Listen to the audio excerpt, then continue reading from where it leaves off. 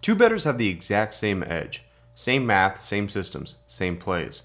After 12 months, one of them's up 18% while the other's down 30%. The math says they should have ended in the same place, but they didn't.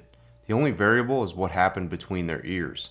Sports betting is roughly 80% psychology and 20% math. Most channels won't tell you this because they're selling the math. I'm telling you that because I've watched it kill bankrolls for years, including my own. I'm going to walk you through the 5 mental traps that separate winning bettors from losing ones, the math behind why they cost so much money, and the specific countermeasures professionals use to control them. If you've ever made a perfectly good bet and lost it, then chased the loss, then watched your bankroll bleed for 3 weeks while your system was supposedly working, this video is for you. Let me explain something that took me years to accept. You could have a 7% edge on every bet that you make, perfect Kelly criterion sizing, and a fully validated long-term win rate. You could still go broke. Not because the math failed, because you failed. The math of sports betting assumes a rational actor. Bet the right size, stay disciplined through variance, stick to the process regardless of outcomes, compound results across thousands of plays.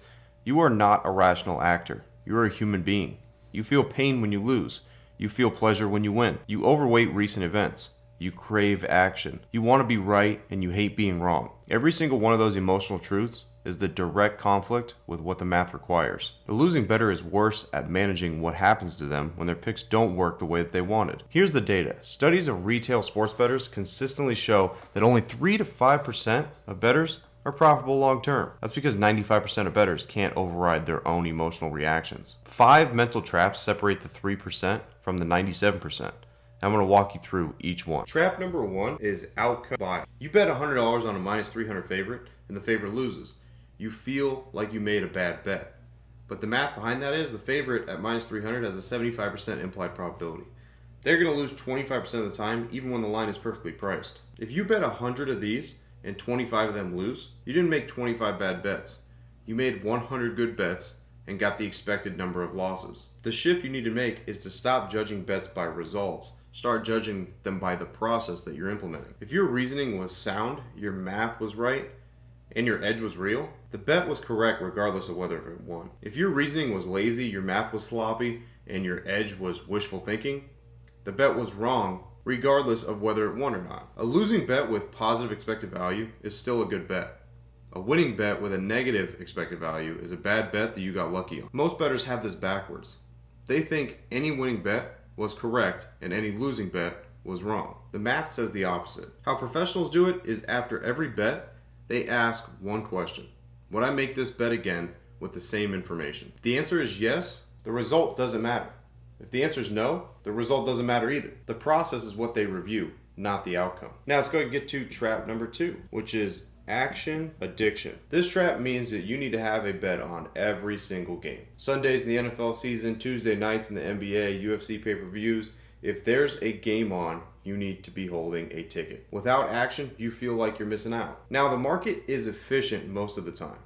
Sportsbooks employ teams of quants to price lines that capture the true probability within a few percentage points. On any given week, maybe 5 to 10% of the lines on the board have a meaningful edge in your favor. The other 90 to 95% are priced correctly or close enough that the juice ends up eating your profit. If you bet 50 NFL games on Sunday slate, you're playing maybe 5 actual edges and 45 random coin tosses, with the house taking 5% on each one. The math is brutal.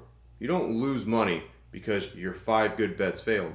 You lose money because your 45 random bets bled the bankroll while you were betting the good ones. Most days, the right move is no bet. Most slates, the right move is 1 or 2 plays. Most weeks, the right move is to stay out of 80% of the available games. How professionals do it, they keep a list of qualified plays based on their system. If no game on the slate qualifies, they don't bet it. If 2 games qualify, they bet 2 games. If 15 games qualify, they bet 15 games. The slate doesn't decide for them. Their criteria decides for them. The discipline of passing on action is the rarest skill in this profession, and it's also the most valuable. Now let's go ahead and talk about trap number 3, which is going to be variance intolerance. You've been betting your system for 3 weeks. You're down 8%. You start to wonder if the system is broken. You make small tweaks. The next week, you're down 12%. You abandon the system entirely and chase something new. The system you abandon starts winning the week after you quit. Even at a 60% win rate with positive expected value, you will have stretches where you lose 6 to 8 bets in a row. That's not unusual. That's the math working as expected. Over 1,000 bet sample, you'll likely have multiple stretches of 5+ losses in a row. Each one will feel like the system is broken. It isn't. It's variance doing what variance does. The math says your true win rate will only show up over hundreds of bets. The math says any sample under 100 bets is statistically meaningless. The math says that during your losing stretches, your edge is still real. Your bankroll has just experienced the negative side of the bell curve. Define your evaluation window in advance. Tell yourself the system gets 500 bets to prove itself. Not 50, not 100. 500. During those 500 bets, you don't tweak, you don't second guess, you don't change the criteria. You execute and you record. After 500 bets, then you review. How professionals do it, they think in samples, not streaks. They know that 3 weeks of negative results inside a 12-month profitable year is noise. They know that the difference between a real edge collapse and a normal downswing only become clear at sample sizes most bettors never reach. They have the patience to wait for the math to assert itself. Now let's go ahead and get to trap number 4. This is going to be tilt. You lose 4 bets in a row on Saturday afternoon. You feel hot, frustrated. You decide to bet the Sunday night football game at triple your normal unit size because you need to get even. You lose that too.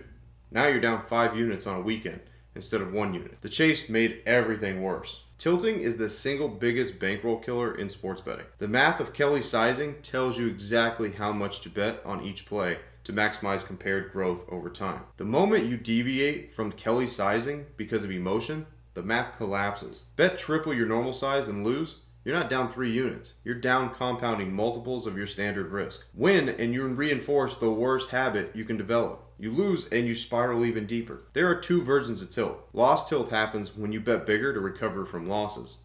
Win tilt happens when you bet bigger because you're hot and feeling invincible. Both come from the same place. Both destroy bankrolls. Most bettors recognize loss tilt. Almost none recognize win tilt. Now here's the shift for that. The minute you feel emotional about a bet, you stop betting. Not because the next bet would be wrong, because your emotional state is wrong. The play might still be there, but your psychology isn't ready to execute it clearly. How professionals do it? They have hard rules. Maximum of X bets per day, maximum of Y bets per losing streak. If they lose 3 in a row, they're done on the session. If they win 3 in a row, at higher stakes than normal, they reset to standard sizing immediately. The rules exist precisely because they don't trust their own emotional judgment in the moment. The rules protect them from themselves. Now let's go ahead and get to trap number 5. This one is the need to be right. You make a pick on Thursday. By Sunday, all the data has moved against you. New injury report, line moved 4 points, weather forecast shifted. The smart move is to pass on the bet or fade your original take. You can't. Your ego is invested. You bet it anyway because you didn't want to admit your Thursday analysis was wrong. The market processes information continuously. The line you saw Thursday is not the line that exists on Sunday. New information changes true probability. A pick that had an 8% edge on Thursday might have a 0% edge on Sunday, or a negative edge. If the math no longer supports the bet, should not be placed regardless of when you formed your original opinion. This is obvious in theory, but almost impossible in practice. The need to be right is the most expensive bias in sports betting because it overrides all the other discipline systems. You can have perfect bankroll management, perfect bet sizing, perfect process, and still blow your edge by refusing to change your mind when the information changes. You need to be able to separate being right from being profitable because they are not the same thing. You can be right 40% of the time and profitable. You can be right 60% of the time and broke. The profitable bettor doesn't care about their hit rate. They care about their closing line value, their expected value per bet, and their ROI over time. None of those metrics require you to be right on any individual game. How professionals do it, they form opinions loosely and update constantly. New injury report, recheck the math. Line moves, recheck the math. Weather changes, recheck the math. They have no ego attached to their Thursday night take. They have ego attached to Sunday's execution being mathematically correct. The phrase you'll hear professionals use is strong opinions loosely held.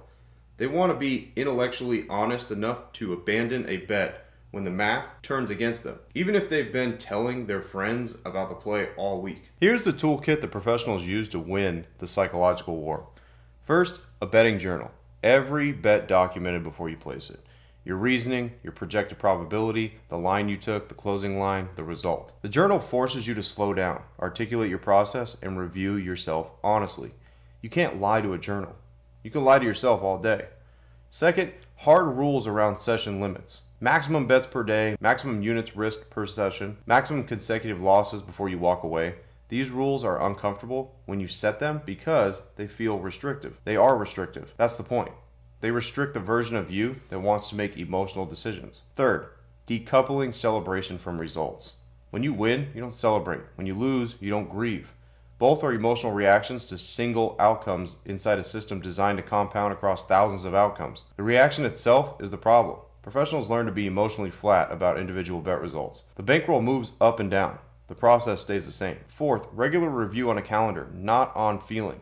You don't review your system after a bad weekend. You review it on the first Sunday of every month, or every 500 bets, whatever you set. The point is that the review happens on a schedule, not because emotion told you to look. Emotional reviews are how good systems get abandoned. Fifth, the separation between bankroll and bills. Your betting bankroll cannot be money that you need. If losing it would change your life, you can't bet it correctly. The pressure of having to win warps every decision. Bankroll must be money that you could lose without affecting anything else. That's the only condition under which you can execute the math. Now, let me tell you something that I don't usually say on camera. Even after years of doing this, every one of these traps still bites me. Not always, not every week, but sometimes. The outcome bias hits me after a tough loss on a strong play. The need to be right hits when I've told someone about a pick. The tilt creeps in during long losing weeks, even when the math is fine. The difference between where I am now and where I was 10 years ago is not that I've eliminated these emotions. The difference is that I recognize them within minutes of them appearing. I name them out loud. I check my behavior against my rules. I stop betting when I notice myself drifting from my process. I let the discipline catch me before the bankroll does. Professionals are not psychologically perfect. They are psychologically self-aware. That's a learnable skill. It takes time. It takes work. It takes humility about the fact that the smartest person in the room is still capable of making emotional decisions when nobody is watching. If you've watched this far, you've already had something most bettors never develop. The awareness that the mental game exists. That's where the change starts. Now, the 5 traps that we discussed, the outcome bias, action addiction, variance tolerance, tilt, and the need to be right, every losing bettor falls into at least one of them habitually. Every winning bettor fights all of them constantly. The math will not save you from your own psychology. No system, no AI, no tracker, no service can override emotional decisions you make in the moment. The work has to happen between your ears, every day and every bet. Now, I developed the Linemaker AI, which handles the math part for you. It identifies the plays, calculates the edges, surfaces the spots where your discipline can actually be profitable. What it can't do is bet for you. You still have to execute. You still have to size correctly. You still have to walk away when the rules say walk away. But if you want the tool that handles the math side for you so you could focus your effort on the psychology, click the link in the description and start your free trial. So at least you could start winning half of the battle right away. Now, if you take one thing from this video, take this. Most bettors think that their problem is information. They need better picks, smarter systems, sharper edges. The real problem is execution. Most bettors don't lack edge. They lack the discipline to execute the edge they already have. The mental game is the game. As always, I'm Frank from Linemaker Sports. I'll see you guys in the next video. Till then, I'm out.